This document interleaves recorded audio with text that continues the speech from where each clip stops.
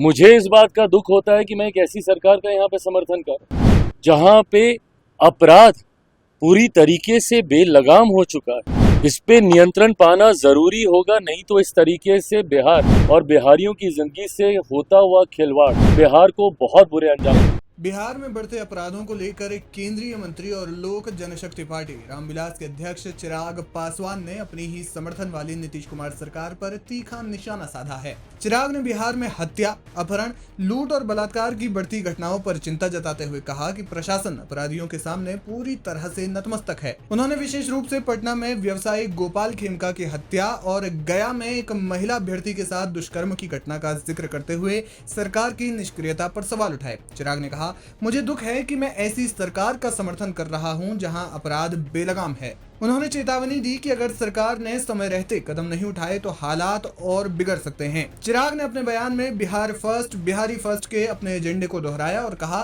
कि वो बिहार को सुरक्षित और विकसित बनाने के लिए प्रतिबद्ध हैं। हालांकि चिराग ने कहा कि बढ़ते अपराध की वजह चुनाव भी हो सकता है। मेरा मानना है कि सरकार को बदनाम करने की साजिश के तहत इस घटना को अंजाम दिया जा रहा है, लेकिन फिर भी इसे नियंत्रित करने की जिम्मेदारी प्रशासन की है। जिस तरह से बिहार में एक के बाद एक हत्याएं, अपहरण, लूटपाट, डकैती और बलात्कार की घटनाएं हुई हैं और अब ऐसा लग रहा है कि जैसे प्रशासन इन घटनाओं को रोकने में पूरी तरह से असमर्थ है। उन्होंने आगे कहा कि अगर ऐसा ही चलता रहा तो हमारे राज्य में बेहद भयावह स्थिति पैदा हो जाएगी। केंद्रीय मंत्री ने आरोप लगाते हुए कहा कि अपराधियों के साथ या तो प्रशासन की मिलीभगत है या फिर प्रशासन पूरी तरह से निकम्मा हो गया है और अब बिहार और बिहारियों को सुरक्षित रखना उनके बस के बाहर है। उन्होंने आगे कहा कि मैं बिहार सरकार से अनुरोध करता हूं कि इस मामले पर समय रहते कार्रवाई करें। आपको बता दें कि बीते कुछ महीने में राज्य में अपराध की घटनाओं में तेजी से इजाफा हुआ है। Aim right, achieve big. At KR Mangalam University, we provide you the platform to turn your dreams into reality. At KR Mangalam University. विपक्ष लगातार नीतीश सरकार को कानून व्यवस्था पर घेर रही है और अब केंद्र में एनडीए के सहयोगी भी सवाल उठा रहे हैं, जिसे जाहिर तौर पर एनडीए के लिए एक बड़ा झटका माना जा रहा है। अब जैसे ही चिराग पासवान का ये बयान सामने आया, कांग्रेस ने इस मुद्दे को लपक लिया और एनडीए सरकार पर निशाना साधा। कांग्रेस ने इस बयान का वीडियो शेयर किया और कहा कि अपने ही गिराते हैं नशे मन पर बिजलियां। पार्टी की राष्ट्रीय प्रवक्ता सुप्रिया श्रीनीत ने भी इस वीडियो को अपने एक्स हैंडल से शेयर किया है। देखिए, एक के बाद एक जिस तरीके से बिहार में आपराधिक घटनाओं की एक श्रृंखला सी बन गई है और प्रशासन पूरी तरीके से नतमस्तक दिख रहा है अपराधियों के सामने। ये बात सही है कि जो ये घटना घटी है ये जितनी निंदनीय है, जितनी शर्मनाक है, कार्रवाई भी हुई, गिरफ्तारी भी हुई, पर पहली बात ऐसी घटनाएं घट क्यों नहीं है।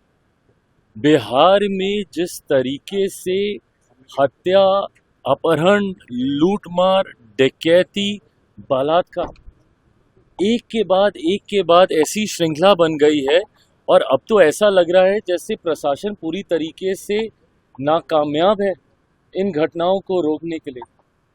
और अगर ऐसे ही चलता रहा तो ये आने वाले दिनों में एक बहुत भयावह परिस्थिति उत्पन्न कर देगा हमारे प्रदेश के लिए। उत्पन्न हो चुकी है। जिन परिवारों ने अपनों को खोया उनका हालात पूछिए, जिन बच्चियों के साथ इस तरीके से दुष्कर्म हो रहा है उनके हालात पूछिए।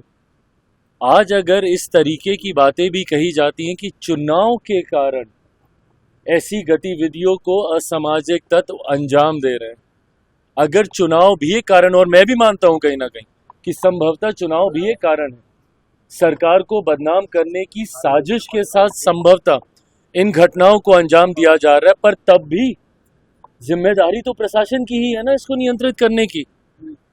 कोई भी अपराधी आपके राज्य में आपराधिक घटनाओं को कैसे अंजाम दे रहा है प्रशासन के रहते हुए, या तो फिर इसमें प्रशासन की मिलीभगत है और या फिर प्रशासन इस पे लीपापोती करने का कार्य कर रहा है, और या फिर पूरी तरीके से प्रशासन निकम्मा हो चुका है और अब इनके बस का नहीं है बिहार और बिहारियों को सुरक्षित रखना।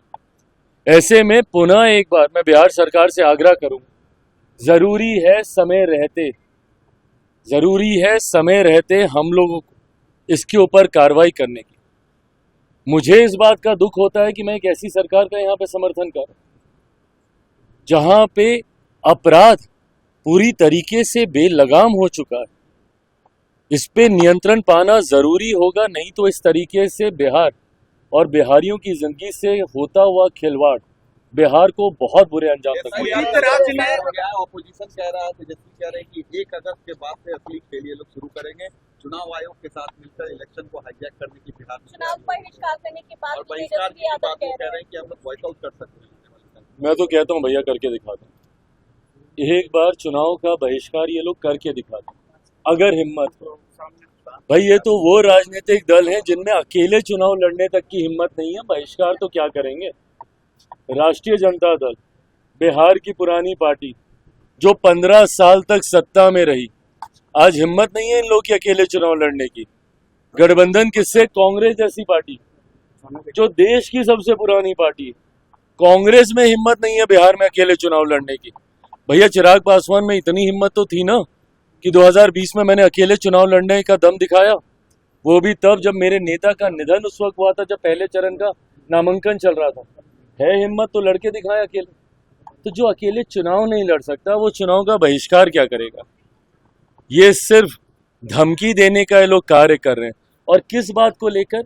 आदत हो गई है विपक्ष की डराने की, लोगों को डरा कर वोट हासिल करने की। लोकसभा के वक्त भी ऐसे ही डराने का काम किया था। क्या कहा था बार बार लोकसभा में कि भैया मोदी की सरकार फिर से आ गई तो आरक्षण समाप्त हो जाएगा, लोकतंत्र की हत्या हो जाएगी, संविधान समाप्त कर दिया जाएगा। आज बताइए 1 साल से ऊपर हो गया हम लोग की सरकार आए हुए, कहाँ का संविधान खत्म हुआ, किसका आरक्षण छीन लिया गया, या कौन से लोकतंत्र की हत्या हो गई। एसआर को लेके जो भ्रम फैलाया जा रहा है, यही भ्रम सीए को लेके भी फैलाया गया था। सोचिए, एक नागरिकता देने वाले कानून को इन्होंने नागरिकता छीनने वाला कानून बताकर देश के अल्पसंख्यक समाज को डराने का काम किया था।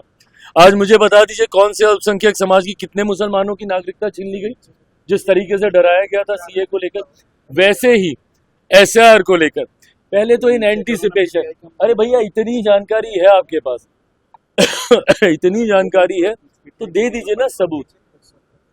एक सबूत इन लोगों ने नहीं दिया। अगर इतनी जानकारी है कांग्रेस के पास, राहुल जी के पास, राजद के पास, तो दिखाए ना कि भैया कौन सा सही आदमी था जिसका इन लोगों ने कैंसिल कर दिया हो या जिसका नाम वोटर लिस्ट से हटा दिया हो। सिर्फ हंगामा हंगामा हंगामा, दिल्ली में सदन नहीं चलने दे रहे, यहाँ बिहार में इन लोगों ने सबको परेशान करके रखा हुआ है सिर्फ इन एंटीसिपेशन कि ऐसा हो जाएगा, ऐसा हो जाएगा, ऐसा। अरे भैया क्या हो जाएगा और क्या हो गया है? ये सरकार की भी जिम्मेदारी है, हम राजनीतिक दलों की भी जिम्मेदारी है, और चुनाव आयोग जो कि एक संवैधानिक संस्था है उसकी भी जिम्मेदारी है। और अपनी जिम्मेदारी को हर कोई निभाएगा और इस बात को सुनिश्चित करेगा कि किसी भी नागरिक का के साथ कोई अन्याय नहीं हो। But at the same time कोई भी घुसपैठिया हमारे देश के सबसे बड़े अधिकारों में से एक मताधिकार का दुरुपयोग कर ले, ये भी हम लोग नहीं होने देंगे। आज की तारीख में कौन कंप्लेंट करता था? भैया यही लोग जाते थे ना। क्यों जाते थे चुनाव आयोग के दरवाजे पे? अगर आपको कोई प्रक्रिया नहीं चाहिए थी, क्यों ये प्रोसेस अपनाया गया? इसीलिए अपनाया गया ना कि लोकसभा चुनाव के बार बार जाते थे ये लोग कि वोटर लिस्ट में धांधली हो रही है। महाराष्ट्र का तो अभी तक हम लोग को सुनाते हैं